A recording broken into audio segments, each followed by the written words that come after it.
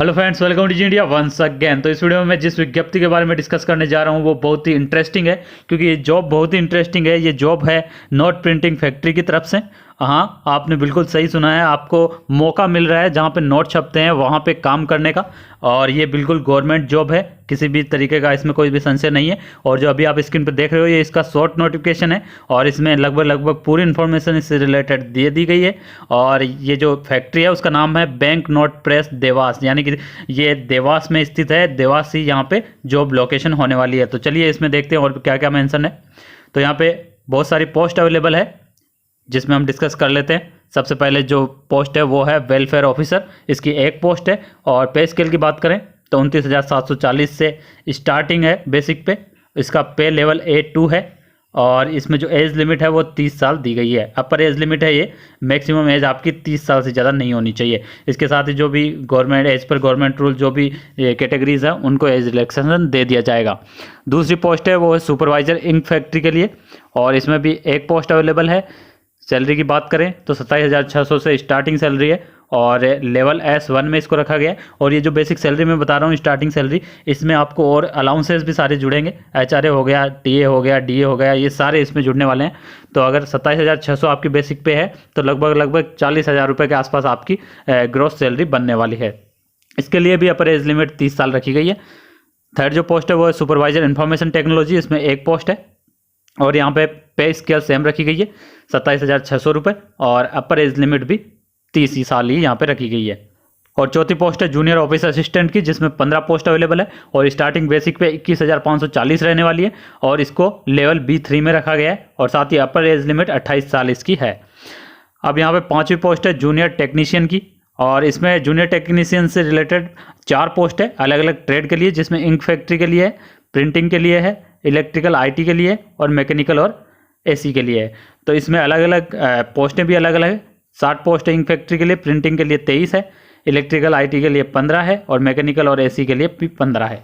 और यहाँ पे बेसिक पे की बात करें तो स्टार्टिंग बेसिक पे 18,780 है, और पे लेवल इसका है W1, और अपर एज लिमिट इसमें 25 साल रखी गई है। तो ये 8 पोस्ट है, और इसके अलावा भी और पोस्ट है। अब हम और देखते हैं इस ऑफिशियल नोटिफिकेशन में। नीचे 2 पोस्ट और अवेलेबल है, और ये जो 2 पोस्ट है इनकी जॉब लोकेशन नोएडा होने वाली है। ऊपर जो 8 पोस्ट मैंने डिस्कस की उनकी जॉब लोकेशन देवास होगी, और इन 2 पोस्ट की लोकेशन नोएडा होगी। तो 9th जो पोस्ट है वो है सेक्रेटरियल असिस्टेंट, जिसकी एक पोस्ट अवेलेबल है। स्टार्टिंग बेसिक पे 23,910 है, पे लेवल B4 में इसको रखा गया है, और 28 साल अपर एज लिमिट है। 10वीं जो पोस्ट है वो है जूनियर ऑफिस असिस्टेंट की, 3 पोस्ट अवेलेबल है। 21,540 रुपये इनिशियल बेसिक पे होने वाला है, पे लेवल B3 में रखा गया, और 28 साल इसकी भी अपर एज लिमिट रखी गई है। तो ये है 10 पोस्ट। और अब हम बात कर लेते हैं इंपॉर्टेंट डेट्स के बारे में कि कब से ऑनलाइन एप्लीकेशन स्टार्ट हो रहे हैं। तो यहाँ पे क्लियरली लिखा हुआ है जो ऑनलाइन एप्लीकेशन है वो 12 मई से स्टार्ट होंगे, जो कि 11 जून तक आप फिलअप कर सकते हो।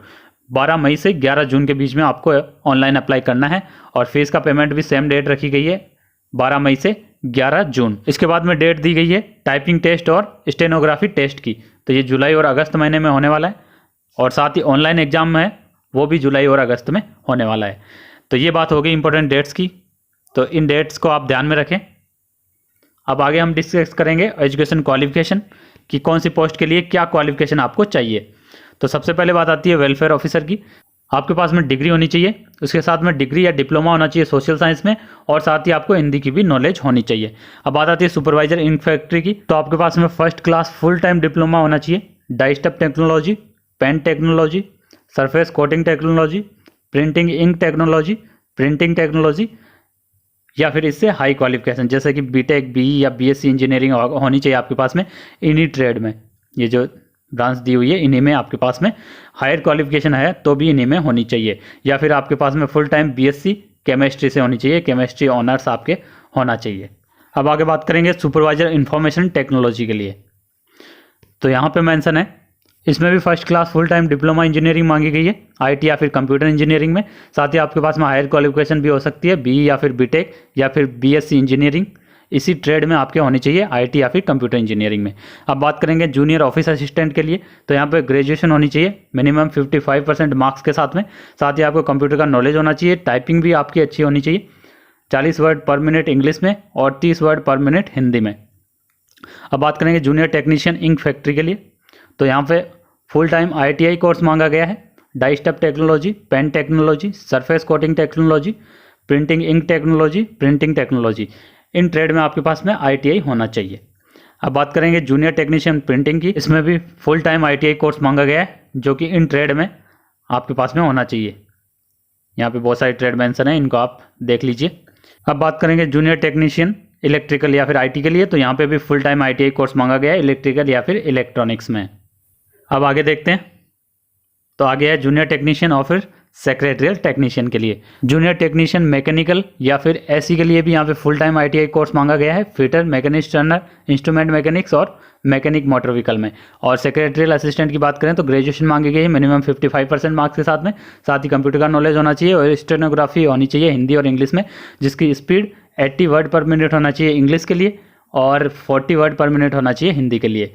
और यहाँ पे इस नोट में क्लियरली मेंशन है कि जो डिटेल वाला ऑफिशियल नोटिफिकेशन आएगा उसमें ये सारी इन्फॉर्मेशन इंक्लूड होगी, जैसे qualification, reservation, relaxation in upper age limit, examination fees, selection process, how to apply online, general information और इंस्ट्रक्शन। तो ये सारी इन्फॉर्मेशन यहाँ पे अवेलेबल नहीं है क्योंकि ये शॉर्ट नोटिफिकेशन है, लेकिन जो डेट्स है वो फिक्स है। 12 मई से आप फॉर्म फिल कर सकते हो और उससे पहले ये सारी इन्फॉर्मेशन अवेलेबल हो जाएगी इस वेबसाइट पर। ये ऑफिशियल साइट है और इसी पे ये सारी इन्फॉर्मेशन अवेलेबल होगी। डिटेल वाला नोटिफिकेशन भी यहीं अवेलेबल होगा।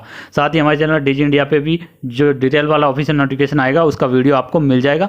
जैसे ही रिलीज होगा वैसे ही आपको जल्द से जल्द हम आपको प्रोवाइड कर देंगे। तो हमारे चैनल डिजी इंडिया को जरूर सब्सक्राइब कर लीजिए, जिससे कि आपको डिटेल नोटिफिकेशन मिल सके, आप अप्लाई कर सकें और सारी जानकारी आप तक पहुँच सके। और भी बहुत सारी गवर्नमेंट जॉब के ऑफिशियल नोटिफिकेशन के बारे में हम इस यूट्यूब चैनल पर चर्चा करते रहते हैं, तो हमारे साथ बने रहिए। और साथ ही हमारे टेलीग्राम के चैनल को ज्वाइन कर लीजिए, वहाँ सारे PDF आपको मिल जाएंगे।